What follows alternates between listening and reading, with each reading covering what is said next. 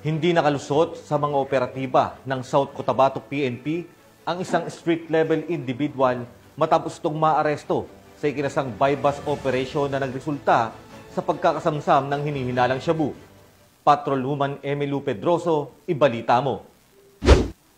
Arestado ng mga otoridad sa isinagawang buy-bust operation ang isang street-level individual na lalaki matapos makuhanan ng hinihinalang shabu sa Purok 1, Barangay Bunao, Tupi, South Cotabato nito lamang ika-7 ng Oktubre taong kasalukuyan. Ayon sa mga otoridad, kinilala ang suspect na si alias Sam na naaresto bandang alas 7:20 ng gabi sa isinagawang drug buy-bust entrapment operation ng Drug Enforcement Team South Cotabato. Nasabat mula sa suspect ang 10 pakete ng hinihinalang shabu na may kabuuang bigat na 2.5 grams na nagkakahalaga sa standard drug price na 17,000 pesos at 500 peso bill na ginamit bilang buy-bust money.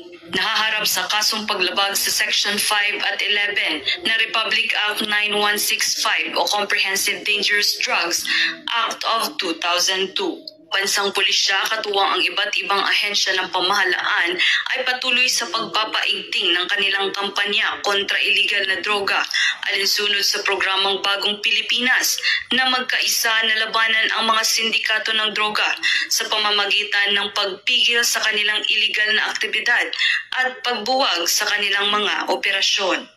Mula dito sa Police Regional Office 12, General Santos City, ako ang inyong Police News Correspondent, Patrolwoman Emelu Pedroso, alagad ng batas, tagataguyod ng Balitang Pulis.